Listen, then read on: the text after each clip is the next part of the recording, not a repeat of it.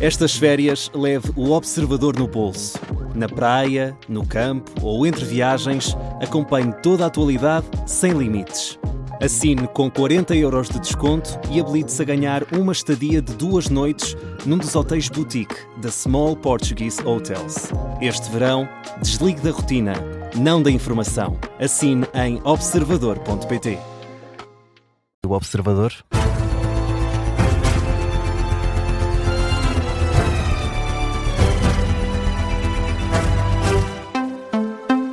Jornal das 8 com a edição do Miguel Gato. Há mais desenvolvimentos sobre o caso que envolve o Ministro da Administração Interna. O Jornal Público revela que vários bidões com químicos para processar droga estavam na posse do amigo de Luís Neves, João Carvalho. Isto além do atrelado que viajou da PJ do Seixal para a empresa de João Carvalho em Barcelos. Ora, hoje o Jornal Público revela mais detalhes. Diz que o empreiteiro de Barcelos, amigo do Ministro da Administração Interna, tinha na sua posse bidões com químicos destinados a processar cocaína. O Público conta esta manhã que a PJ desmantelou na Lourinhã um dos maiores laboratórios de produção de droga em 2024. O atrelado apreendido na chamada Operação Pacoba tinha dezenas de bidões com acetona e outros componentes utilizados pela rede criminosa. Ora, no ano passado o reboque foi levado precisamente para o Minho, para as instalações da Constru Barcelos, uma das empresas do empreiteiro João Carvalho e amigo de Luís Neves. Segundo apontam a RTP e também a TVI, a transferência terá sido feita com a autorização do próprio Luís Neves, quando ainda era diretor da Polícia Judiciária, que terá assinado precisamente documentos neste sentido. Na sequência da investigação do canal televisivo, da TVI, da CNN Portugal e também do semanário Nascer do Sol, a Judiciária anunciou ontem oficialmente que só há 3 dias teve conhecimento do aparecimento do atrelado em Barcelos e participação sucedido ao Ministério Público. Perante os mais recentes desenvolvimentos do caso a envolver Luís Neves e o amigo empreiteiro João Carvalho, o secretário-geral do PS apelou ontem ao Ministro para que preste todos os esclarecimentos. Já o Presidente da República, António José Seguro, recusou comentar o caso, diz apenas que está muito atento. E vamos agora, Miguel, a outro tema que marca a atualidade, os exames nacionais. O Educa e o Júri Nacional de Exames vão dar hoje novas orientações sobre os alunos com nota suspensa. É o que refere uma nota publicada esta noite pelo Ministério da Educação. O Júri Nacional de Exames e também o Educa vão prestar estas novas informações sobre como será resolvida a situação dos alunos cujas notas foram apresentadas em situação suspensa. O Ministro da Educação disse ontem que se tratavam de centenas de casos. As notas dos exames nacionais começaram a ser divulgadas esta noite, aconteceu já em várias escolas em todo o país. Foi o que testemunhou ontem à noite o jornalista da Rádio Observador Ricardo Lopes, que esteve na escola Dona Leonor em Lisboa e falou com a encarregada de educação, Ângela Loureiro, que realça o esforço que foi feito pela escola para conseguir afixar ainda ontem as notas dos exames. Às 7 da noite disseram-nos que não ia ser possível, às 7h30 disseram que talvez fosse possível e que iam fazer todo esse esforço. Foi feito o esforço. É de louvar aquilo que a escola fez, aquilo que os professores fizeram, os funcionários. Espero que lhes deem mais dias de férias porque os merecem e muito bem. Temos uma senhora, que é a senhora que está à porta, que a esta hora está aqui ainda, deveria ter saído às 6 da tarde e, portanto, espero sinceramente que alguém olhe para toda esta e que se veja o esforço que foi para os miúdos, para nós pais, sobretudo para os miúdos e para os professores, porque todos eles estão na mesma carruagem. Isto é um comboio em andamento, quer dizer, não há possibilidades das coisas poderem ser feitas desta forma. O testemunho de uma encarregada de educação recolhido ontem pelo repórter da Rádio Observador Ricardo Lopes, que esteve durante a noite a acompanhar a fixação das pautas na escola Dona Leonor em Lisboa. E Miguel, o Ministro da Educação agradeceu ontem aos professores e diretores escolares o esforço que fizeram para conseguir afixar as notas ainda durante a noite de ontem. Mas disse também que vai pedir justificações para saber porque é que algumas escolas não abriram ontem à noite. Em entrevista à SIC e à SIC Notícias, Fernando Alexandre diz que não havia razão nenhuma para o fecho de agrupamentos, isto por não se tratar de um dia normal. Hoje é um dia que as escolas sabem que as notas iam chegar, os diretores têm essa responsabilidade, têm a responsabilidade também de preparar as equipas. Aliás, eu durante o dia falei com, imensos diretores e todos me transmitiram precisamente essa mensagem de que estavam ao serviço da escola pública, ao serviço dos alunos. Eu teria muita dificuldade em perceber, as famílias também, os alunos também, que pelo facto das notas chegarem às 7h30 não seriam lançadas. Pode acontecer, mas eu vou precisar da justificação do diretor e será pedida individualmente a cada um se isso acontecer.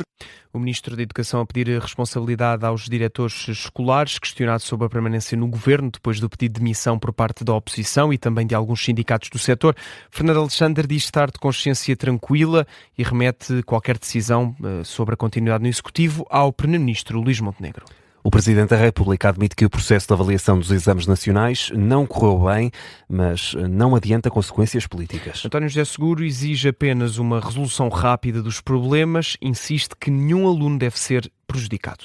A minha preocupação é que todos os que têm responsabilidade no processo possam contribuir para que rapidamente os problemas desapareçam e, sobretudo, os alunos e as famílias tenham acesso à classificação dos exames e das provas que prestaram. É muito importante que isso aconteça e que nenhum aluno fique prejudicado pelos erros que ocorreram. O Presidente da República a não admitir, pelo menos para já, consequências políticas desta polémica dos exames nacionais. Foi o que disse António José Seguro ontem à margem da inauguração do requalificado Museu da Gulbenkian em Lisboa. Já o secretário-geral do PS diz que o governo ignorou os alertas sobre o processo de digitalização dos exames nacionais. Foi o que disse José Luís Carneiro em entrevista à SIC Notícias. Acusa Luís Montenegro e Fernando Alexandre de sobranceria perante as falhas que ocorreram com as provas. Nós chamámos o Ministro da Assembleia da República no dia 1 de julho e ele desvalorizou o que se estava a passar. Diz que não havia quaisquer falhas de significado e que se tratavam de questões de software e que, portanto, não seria necessário adiar o processo de classificação. O que é certo é que 48 horas depois decidiu adiar, mas adiou sempre com uma certa sobranceria que caracteriza este governo. Ora, aquilo que nós verificamos é que todos os alertas que formulamos tinham um fundamento, tinham razão de ser. José Luís Carneiro não pede diretamente a demissão de Fernando Alexandre, diz antes que é o Primeiro-Ministro o principal responsável por esta situação dos exames nacionais. O líder socialista que não fecha a porta a uma eventual comissão parlamentar de inquérito. E as reações da oposição não ficam por aqui, Miguel. O PCP também reagiu esta noite. Para criticar a falta de resposta do Ministro da Educação sobre os alunos com as notas suspensas, foi através de um vídeo enviado às redações por parte do líder parlamentar comunista, Paula Santos. É extremamente preocupante que haja estudantes cujos resultados vão aparecer na pauta como suspensos e o Ministro, até ao momento, ainda não explicou como é que vai resolver esses problemas. Para lá de toda esta confusão e do caos dos exames, a verdade é que o rigor e a fiabilidade relativamente a este procedimento está claramente colocada em causa. O Governo insiste em sacudir as suas responsabilidades. Mais uma vez, foi esse o procedimento por parte do Ministro. Responsabiliza as escolas, responsabiliza os professores, responsabiliza o júri e não assume as suas responsabilidades perante aquilo que está a acontecer. Paula Santos, líder parlamentar do PCP, as notas começaram a ser afixadas ontem à noite, sendo que há escolas que não o fizeram.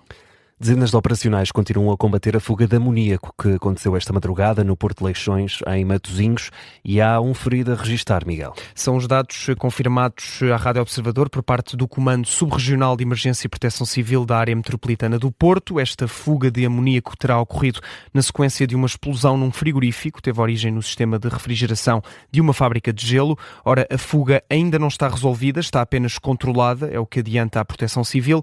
A ocorrência obrigou à evacuação das festas do Mártir São Sebastião, que decorriam naquela altura nas imediações do local.